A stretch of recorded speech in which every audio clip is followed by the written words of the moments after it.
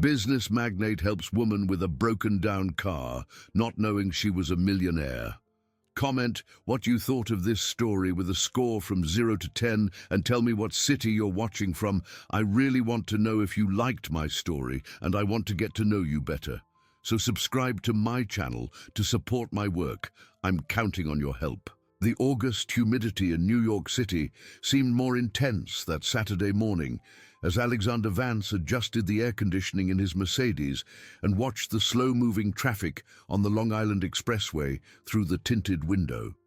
At 35, he had learned to use these moments of forced pause in the city's traffic to reflect on business. But that morning, his mind wandered into less familiar territories. The previous week's meeting with the Saudi investors had been tense, full of questions about his approach to American business, and he felt the weight of the expectations of his father, the diplomat who had always hoped his son would honor both the British and American heritage that ran in his veins. His green eyes, an inheritance from his New Yorker mother, reflected in the rear-view mirror as he thought about how his life had become a succession of meetings, contracts, and empty dinners with women who saw in him only the heir to an energy empire. Alexander had built his reputation in the American oil market with a mix of strategic vision and integrity that set him apart from his competitors. But at 35, he questioned whether all this success was worth the loneliness that accompanied him every night when he returned to his empty penthouse in Soho. The decision to hit the road and head upstate that Saturday had been impulsive, an attempt to escape the suffocating routine of New York and personally visit one of the refineries his company had invested in. Alexander liked to see with his own eyes how his projects were developing, talk to the workers, and understand the real challenges that corporate reports didn't always capture. It was a trait he had inherited from his maternal grandfather, an Italian immigrant who built a small fortune in the New York textile industry through hard work and a close relationship with his employees. When he spotted the old blue Honda Civic stopped on the shoulder of the highway, its hood up and smoke billowing from the engine, Alexander felt the natural impulse to help that his bodyguards always discouraged.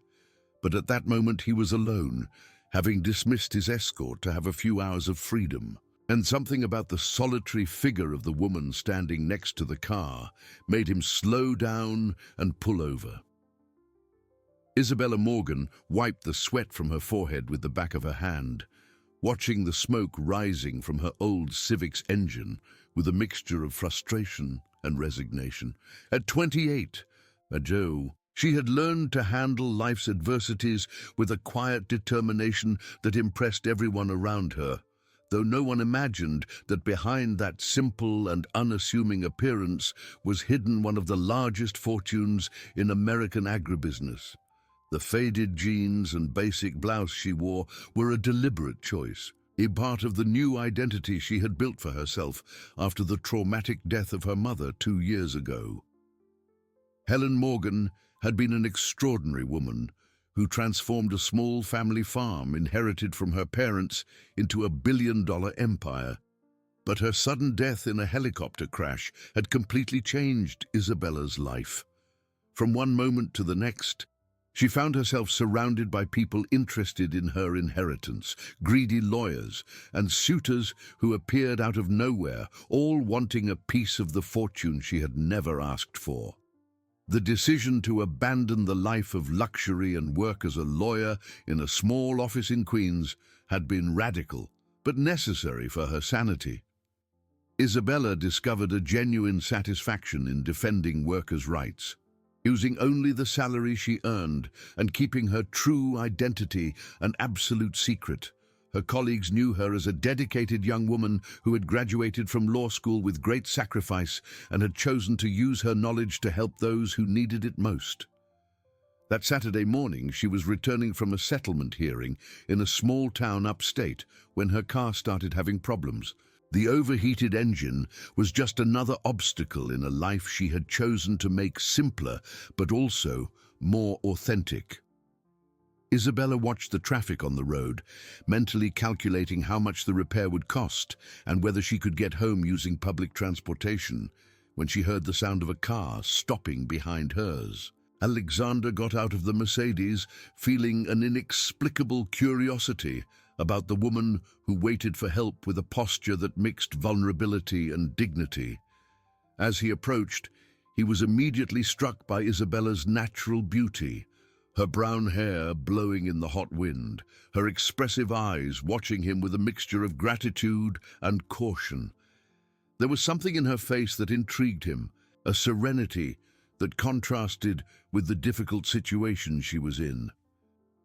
He asked if she needed help, using his best smile, the one he had inherited from his diplomat father, that worked just as well in business meetings as it did at social dinners.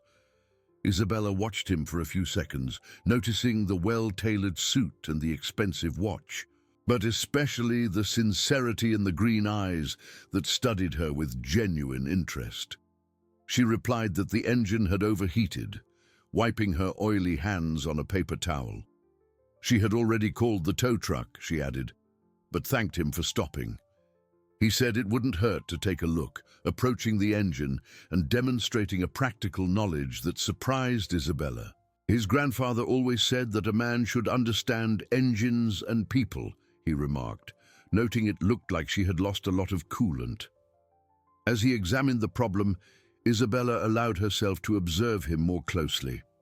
There was something different about this man, an absence of the arrogance she associated with the wealthy men of New York. His movements were confident but respectful, and he showed no hurry or impatience, as if helping a stranger on the road was the most natural thing in the world.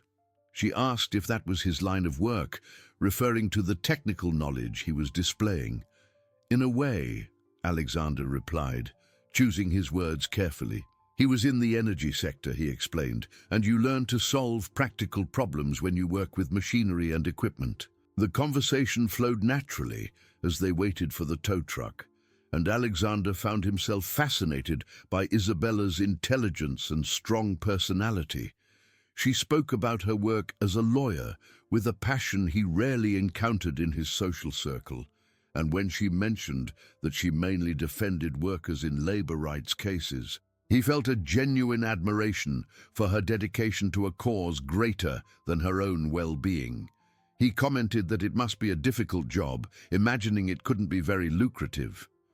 Isabella smiled, a smile that lit up her face in a way that made Alexander's heart race. She said, "There are more important things than money." Her mother always used to say that our real wealth is in the good we can do for others. That sentence echoed in Alexander's mind long after the tow truck arrived and took Isabella away. He had insisted on paying for the repair, but she refused with a polite firmness that impressed him even more. She told him he had already done more than enough by stopping to help, extending her hand to say goodbye. She said his name, Alexander, and thanked him for everything. He repeated her name, Isabella, mentally throughout the entire drive back to New York, savoring each syllable and wondering why a woman he had known for just an hour had made such a profound impact on his carefully organized life. In the days following the encounter on the highway, Alexander found that his mind constantly returned to the memory of Isabella. During executive meetings in his Midtown Manhattan office, while analyzing financial reports or negotiating million-dollar contracts, he found himself thinking of her genuine smile, the way her eyes sparkled when she spoke of social justice, the way she had refused his financial help with a dignity he rarely found in his world. The growing obsession bothered him deeply. Alexander had always been a man in complete control of his emotions and decisions, but now he found himself distracted, impatient with the futilities he normally tolerated in his social circles.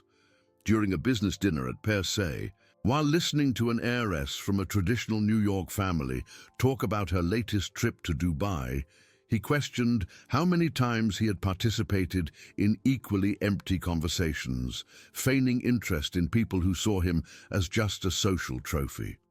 It was during a particularly intense bout of insomnia that Alexander made the decision that would change the course of his life. Using his resources and contacts, he managed to discover Isabella's full identity through her license plate number. The report he received the next day surprised him with its simplicity. Isabella Morgan, 28 years old, a lawyer who graduated from NYU, worked in a small office in Queens, specializing in labor rights. She lived alone in a rented apartment in Astoria, had no credit cards with major banks, and did not frequent the city's elite spots. What impressed Alexander most was the discovery that she truly lived only on her salary, spending most of her income on public transportation, law books, and donations to charities. There were no signs of ostentation or attempts to appear financially better off than she actually was. She was the exact opposite of every woman he had met in recent years. The decision to seek her out personally was made on a rainy Thursday when Alexander cancelled 3 important meetings and drove to Queens. The neighborhood where Isabella worked was completely different from the corporate world he knew.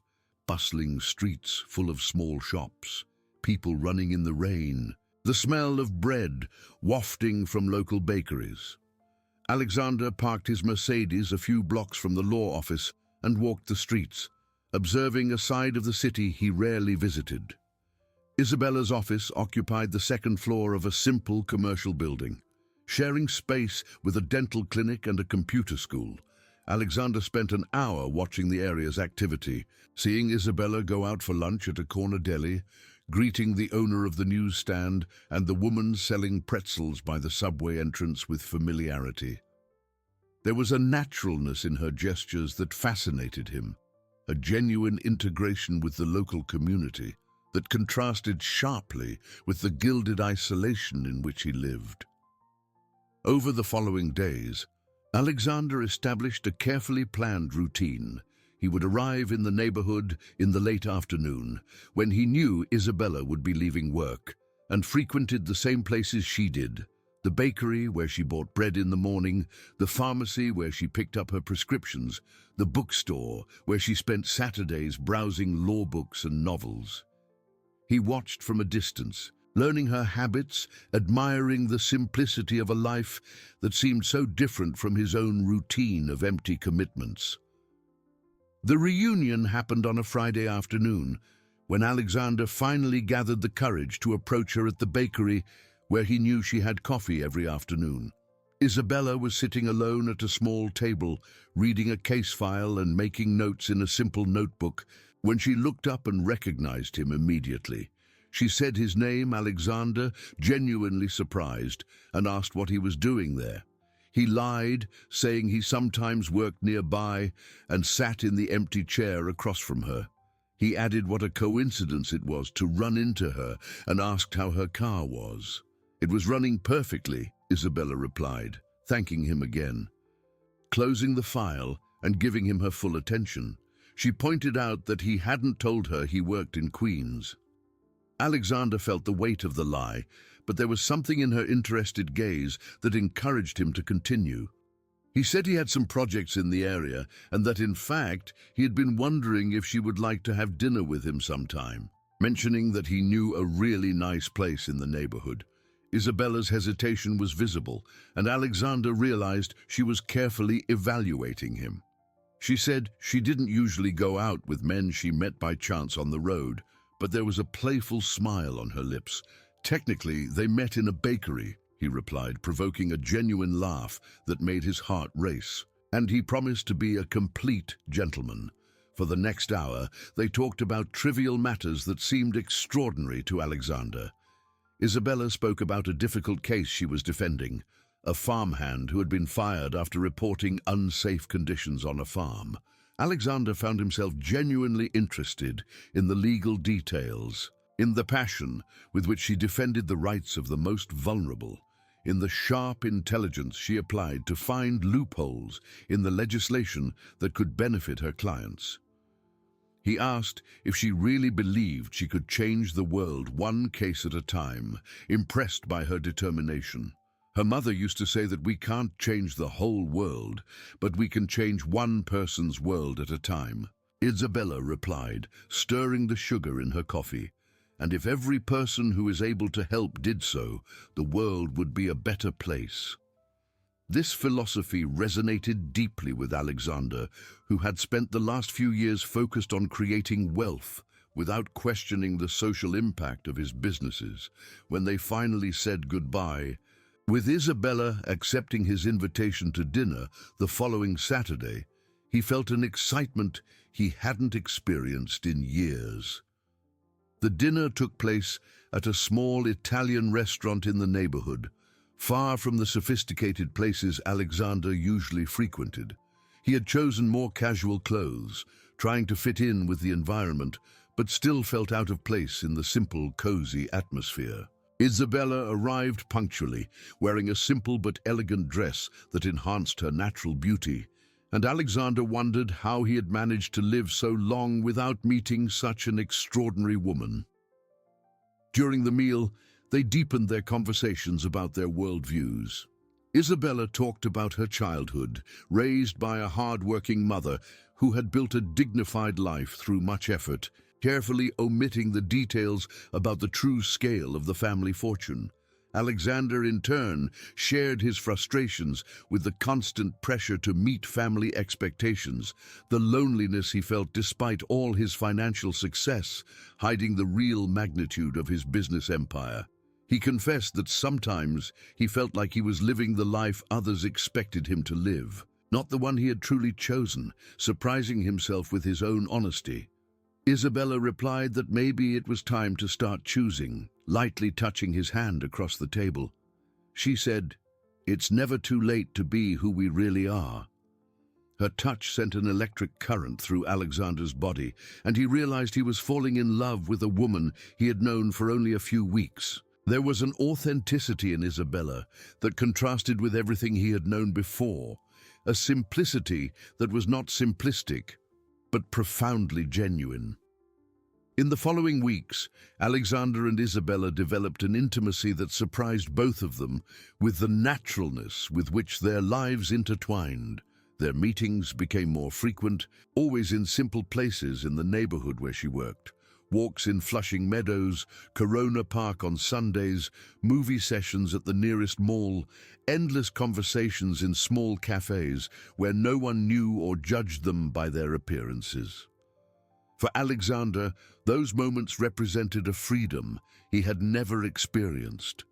For the first time in years, he could be just a man interested in an extraordinary woman without the weight of social expectations or corporate negotiations. Isabella laughed at his jokes, questioned his opinions with sharp intelligence, and listened with genuine attention when he shared his deepest frustrations. It was an emotional intimacy he didn't know he was looking for until he found it. Isabella, in turn, found herself more relaxed and happy than she had been since her mother's death. Alexander showed a genuine interest in her work, asked intelligent questions about the cases she defended, and never tried to impress her with ostentation or expensive gifts. There was something sheltering in the simplicity of their encounters, in the way he seemed to value her company more than any material thing she could offer. The sexual tension between them grew with each meeting, fueled by casual touches that lingered, intense gazes during conversations, and the growing emotional intimacy they shared. When Alexander walked her to her apartment door, the goodbye kisses became longer, more urgent, charged with a restrained passion that both felt but hesitated to accelerate. It was during a particularly intimate evening, while they were watching a movie in the small living room of Isabella's apartment, that physical proximity finally overcame the caution they both maintained. Lying on the sofa, with her head resting on his chest, Alexander smelled the soft scent of Isabella's hair and felt her breath against his neck, and when she lifted her eyes to meet his gaze, the attraction that had been growing between them became impossible to ignore. The first kiss was soft, tentative, as if both were testing unknown waters, but it quickly evolved into something deeper and more urgent. Years of loneliness and emotional protection crumbling before the genuine connection they had found in each other. Alexander caressed Isabella's face with a tenderness that made her sigh, and when she murmured his name against his lips, he knew he was lost forever. She whispered that they had time when he hesitated, sensing the desire in his eyes, but also the respect he showed for her boundaries. It didn't have to be perfect, she said. It just had to be real. The night they spent together was a revelation for both. Alexander discovered a passion that went beyond physical attraction, an emotional connection that made every caress, every whisper, every moment of intimacy more significant than any previous experience. Isabella surrendered completely, allowing herself to be vulnerable in a way she hadn't experienced since adolescence, feeling safe and desired in the arms of a man who seemed to see her exactly as she was, without masks or pretenses.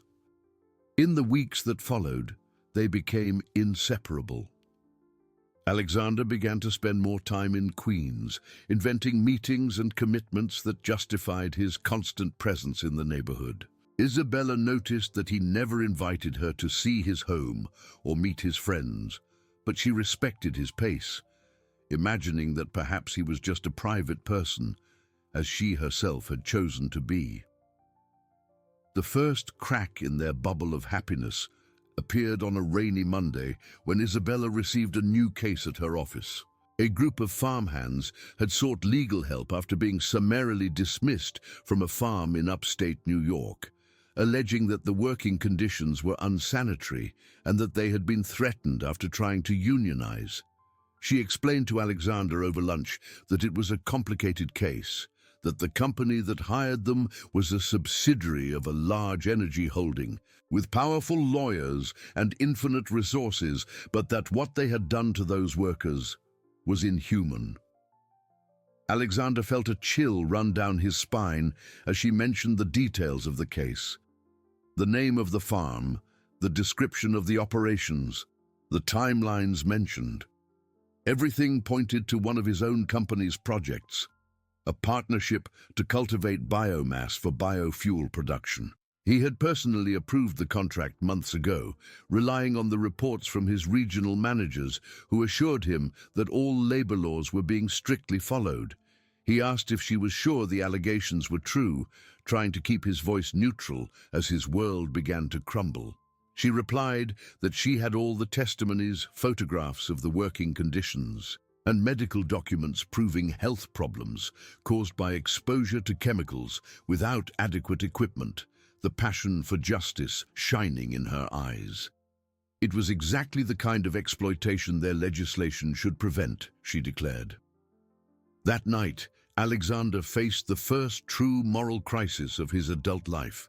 Alone in his office, he analyzed all the reports related to the project in question, discovering a series of omissions and lies from the managers in charge. The conditions Isabella had described were real, documented in internal reports that never reached his desk, buried in a corporate bureaucracy that prioritized profits over human rights. The discovery forced him to confront uncomfortable truths about his own empire. How many other projects had he approved based on superficial reports? How many times had he blindly trusted subordinates who saw workers as numbers on a spreadsheet? The wealth that allowed him to live a life of luxury was being built, at least in part, on the suffering of people like those Isabella dedicated her life to defending. Simultaneously, a private investigator discreetly hired by the Vance family to check the background of the woman who had captured Alexander's attention, delivered a report that completely shocked the family patriarch. Isabella Morgan was not the simple, humble lawyer she appeared to be. She was the sole heiress of Helen Morgan, whose agribusiness fortune rivaled many of the traditional family empires of the Middle East. When Alexander's father confronted him with this information in a tense meeting in his office, the British diplomat's fury was palpable. He said Alexander was being manipulated by a woman who had enough resources to buy their entire company, throwing photographs and financial documents onto the table. He accused her of playing with him, pretending to be poor while possessing billions in assets.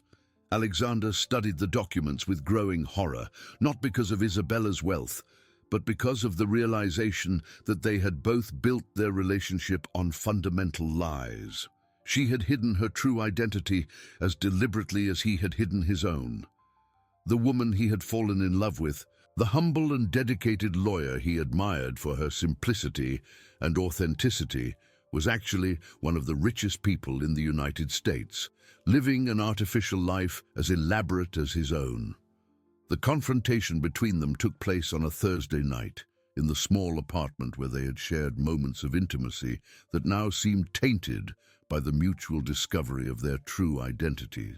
Alexander arrived carrying a folder with documents from the labor case she was defending against his company, while Isabella had spent the entire day knowing that sooner or later she would have to face the fact that the man she had fallen in love with was exactly the kind of powerful businessman she had always tried to distance herself from.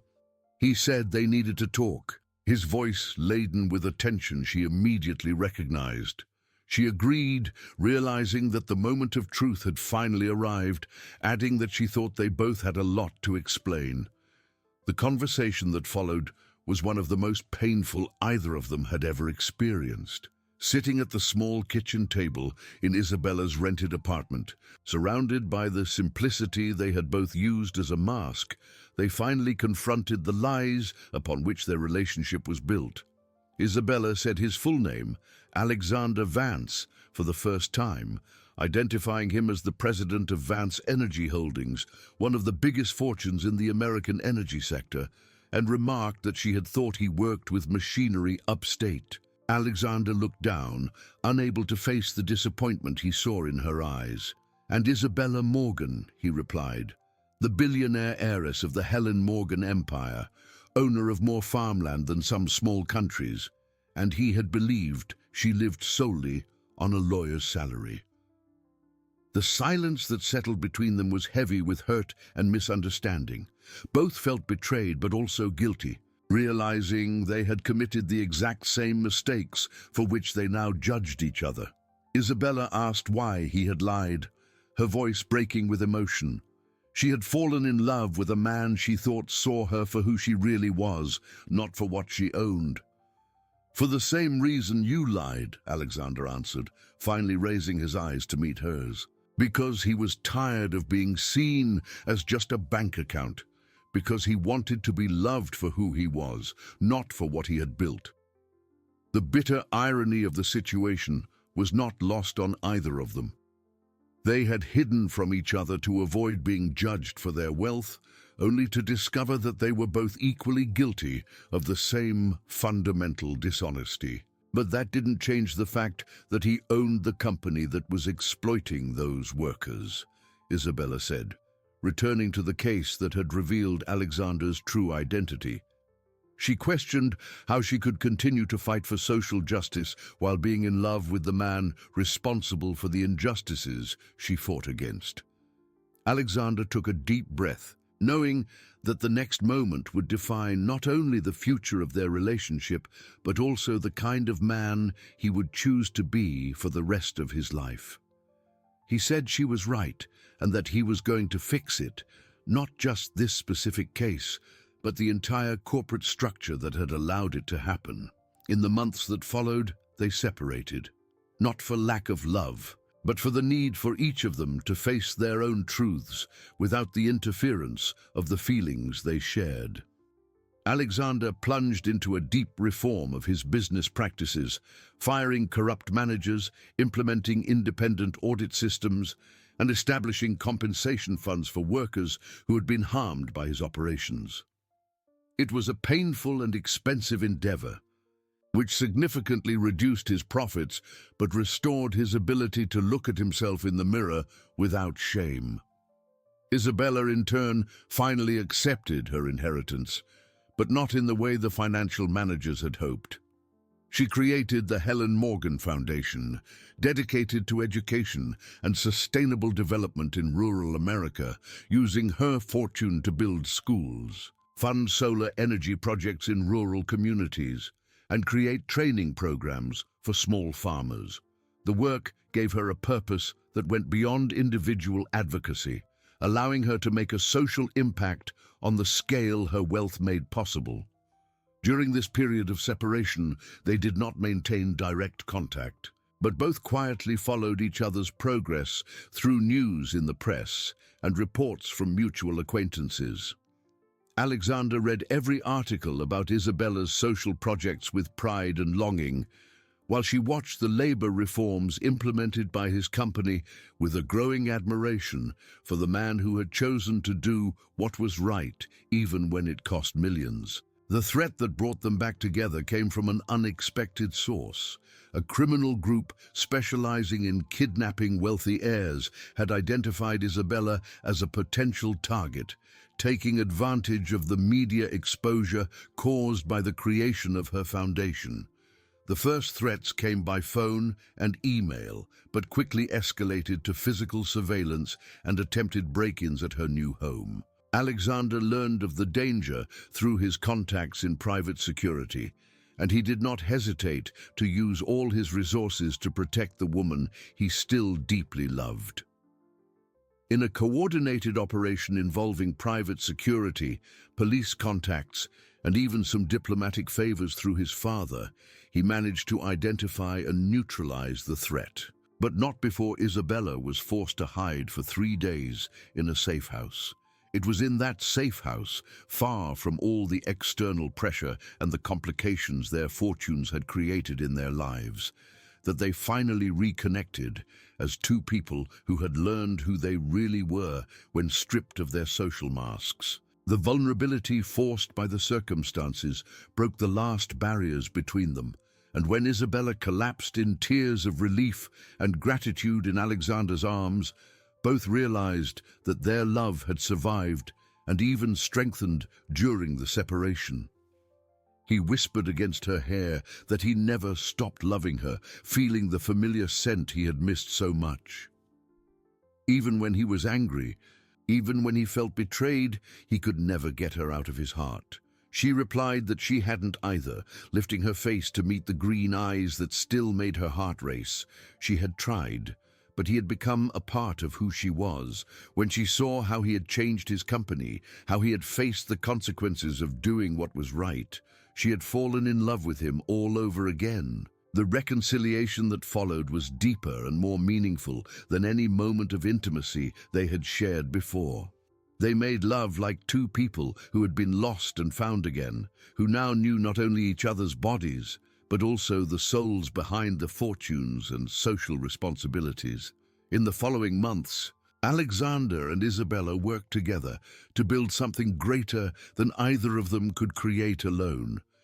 They united their companies in joint renewable energy projects for rural communities, created training programs that combined his technological expertise with her social sensitivity, and established corporate responsibility standards that became models for other companies in the US. Their wedding, celebrated in an intimate ceremony that blended British and American traditions on a farm that had been converted into an environmental education center, symbolized not only the union of two hearts, but also the proof that true love can flourish even when built on initially false foundations, as long as both people have the courage to show themselves truly vulnerable to one another. As Isabella danced the first dance as a married woman in Alexander's arms, under the stars of upstate New York and surrounded by friends who knew them for who they really were, she whispered in his ear, "A thank you for stopping on that road." He replied, thanking her for letting her car break down, making her laugh in the way he had missed so much. It was the best mechanical failure in history. He joked, and as they danced, they both knew they had found something more valuable than all the fortunes they possessed. A love based on authenticity, mutual admiration, and a shared will to use their privileges to make the world a better place for everyone. If you like this video, please subscribe to my channel. I promise to bring you videos every day that will make your life happier. Comment what you thought of my story with a score from 0 to 10, and thank you very much.